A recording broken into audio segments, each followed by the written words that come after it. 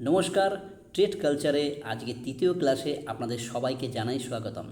বন্ধুরা, আজ আমরা ফরেক্স ট্রেডিংয়ের সবচেয়ে গুরুত্বপূর্ণ কয়েকটি বেসিক বিষয় শিখব, যে বিষয়গুলো অনেকে এড়িয়ে চলেন, কিন্তু সেই বিষয়গুলো না জানলে পরবর্তীকালে ট্রেড করতে গিয়ে আমরা অনেক সমস্যার মধ্যে পড়ি। তাহলে আজকের টপিকগুলো কি, চলুন জেনে নেওয়া যাক। Bid price, ask price, spread, pip, point, digits, pip value, এই বিষয়গুলো ভালোভাবে না বুঝলে প্রফিট, লস, স্টপ লস এবং টেক প্রফিট সঠিকভাবে নির্ধারণ করা সম্ভব নয়। তো বন্ধুরা, আমরা তাহলে চলে যাই আমাদের সাবজেক্টের দিকে। প্রথমেই আমরা দেখব বিট প্রাইস। তাহলে বিট প্রাইস কি? বিট প্রাইস হলো সেই দাম যে দামে ব্রোকার আপনার কাছ থেকে কোনো কারেন্সি কিনতে প্রস্তুত থাকে। বন্ধুরা, বিট প্রাইস সব সময় মার্কেটে সেল করার জন্য ব্যবহার করা হয়। অর্থাৎ আপনি যখন কোনো কারেন্সি সেল করবেন তখন আপনার অর্ডার বিট প্রাইসে এক্সিকিউট হয়। তাহলে কখন বিট প্রাইস ব্যবহার করা হয়? যখন আপনি সেল অর্ডার ওপেন করেন। এরপরে আমরা দেখব আস্ক প্রাইস। তাহলে বন্ধুরা, আস্ক প্রাইস কি? আস্ক প্রাইস হলো সেই দাম যে দামে ব্রোকার আপনাকে কোনো কারেন্সি বিক্রি করে। অর্থাৎ আপনি যখন বাই করবেন তখন আস্ক প্রাইসে ওপেন হবে। তাহলে আস্ক প্রাইস কখন ব্যবহার করা হয়?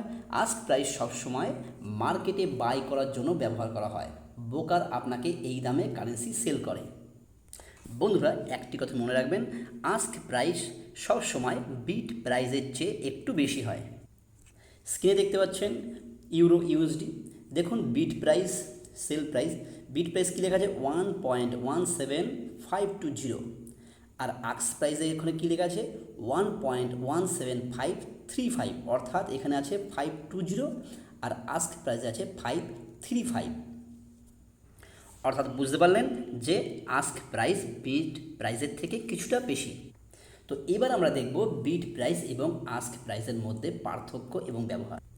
তাহলে বন্ধুরা, আমরা দেখে নিই বিট প্রাইস এবং আস্ক প্রাইসের মধ্যে পার্থক্য আরেকবার। বন্ধুরা, বিট প্রাইস মানে কি? ব্রোকার আপনার কাছ থেকে যে দামে কারেন্সি কেনে। আর আস্ক প্রাইস কি? ব্রোকার আপনাকে যে দামে কারেন্সি বিক্রি করে। আর বিট প্রাইস কি বলছে? এটি সব সময় কম হয়। আর আস্ক প্রাইস এটি বিট প্রাইসের থেকে কিছুটা বেশি হয়। বিট প্রাইসে আপনি সেল করলে এই দামে ট্রেড ওপেন হয়। আর আস্ক প্রাইস কি? আপনি বাই করলে এই দামে ট্রেড ওপেন হয়। স্টুডেন্টরা সবসময় মনে রাখবেন, বাই ও সেল কিন্তু একই দামে হয় না। বাই হয় আস্ক প্রাইসে এবং সেল হয় বিট প্রাইসে। চলুন এবার আমরা দেখে নিই স্প্রেড কি।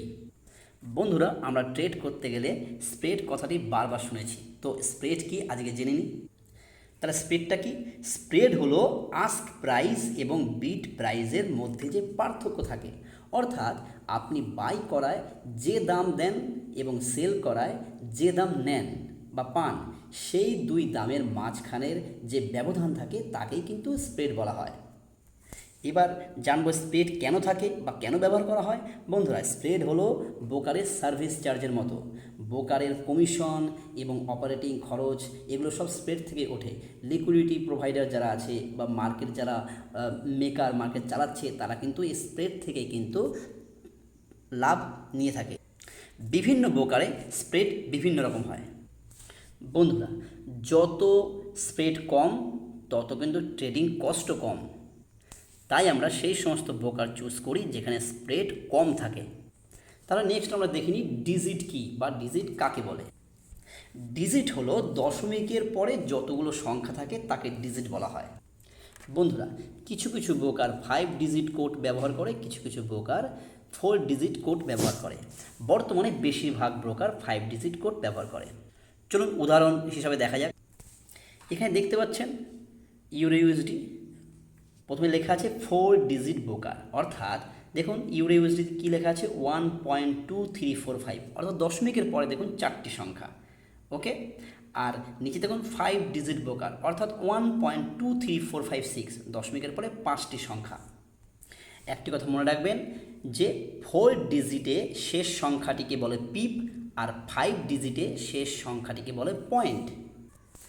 ডিজিট যদি আপনারা ভালোভাবে বুঝতে পারেন তাহলে পিপ এবং পয়েন্ট বোঝা অনেক সহজ হয়ে যাবে। নেক্সট আমরা দেখে নেব পিপ কি। পিপ মানে হলো পার্সেন্টেজ ইন পয়েন্ট। ফরেক্স মার্কেটে প্রাইস কতটুকু মুভ করছে সেটা পিপ দিয়ে বোঝানো হয়। যেহেতু আমরা গোল্ডে ট্রেড করি তাই দেখুন গোল্ড দিয়ে বোঝাচ্ছি। দেখতে পাচ্ছেন গোল্ডে 3350.20 আর এদিকে দেখছেন 3350.30, অর্থাৎ 0.20 আর 0.30 ডিফারেন্স কত? 0.1। একেই বলা হয় 1 পিপ। তাহলে কী বুঝলাম যে 3350.20 3350.30 দুটো যদি মাইনাস করা হয় তাহলে 0.10 বেরোচ্ছে। এই 10টা হলো 1 পিপ। বন্ধুরা, পিপ না বুঝে কখনো ট্রেড করবেন না। একজন সফল ট্রেডারের জন্য পিপ বোঝা অত্যন্ত গুরুত্বপূর্ণ। পিপ হলো মার্কেটের প্রকৃত প্রাইস মুভমেন্ট। প্রফিট ও লস হিসাব পিপ এর ওপর নির্ভর করে। স্টপ লস ও টেক প্রফিট সাধারণত পিপ অনুযায়ী সেট করা হয়। নেক্সট আমরা দেখে নেব পয়েন্ট কি। পয়েন্ট হলো পিপের থেকেও ছোট ইউনিট। 5 ডিজিট ব্রোকারে দশমিকের পরের পঞ্চম সংখ্যাটি পয়েন্ট হিসেবে গণ্য করা হয়। মূল কথা 1 pip is equal to 10 point. Okay, point হলো প্রাইজের আরও ক্ষুদ্র পরিবর্তন। 4 ডিজিট ব্রোকারে ট্রেড করলে দেখবেন সেখানে শুধু পয়েন্ট আছে, মানে পিপ আছে, পয়েন্ট নেই। তাহলে বন্ধুরা কী শিখলাম? যে 1 পিপ সমান কত পয়েন্ট? 10 পয়েন্ট। নেক্সট আমরা দেখে নেব পিপ ভ্যালু বলতে কি বোঝায়। পিপ ভ্যালু হলো 1 পিপ মুভ করলে আপনার অ্যাকাউন্টে কত টাকার প্রফিট বা লস হচ্ছে সেই পরিবর্তন। তাহলে কি বললাম? পিপ ভ্যালু হচ্ছে মার্কেট যদি 1 পিপ মুভ করে তাহলে আপনার কত প্রফিট বা লস হবে। ঠিক আছে, তাহলে এটা নির্ভর করে কার উপর? লট size, currency pair, account currency. লট সাইজ যত বড় হবে পিপ ভ্যালুও তত বড় হবে। এই বিষয়টি রিস্ক ম্যানেজমেন্টের জন্য খুবই গুরুত্বপূর্ণ। বন্ধুরা, আজকের ক্লাস এখানেই শেষ। খুব সংক্ষেপে আমি আপনাদের বোঝালাম। তো যাই হোক, পরবর্তী ক্লাসে আমরা শিখব লট সাইজ কী, লিভারেজ কী, মার্জিন এবং রিস্ক ম্যানেজমেন্ট কী। যদি আজকের ক্লাসটি ভালো লেগে থাকে তাহলে ভিডিওটি লাইক করুন, চ্যানেলটিকে সাবস্ক্রাইব করুন এবং আপনার বন্ধুদের সঙ্গে শেয়ার করুন। ভালো থাকবেন, সুস্থ থাকবেন।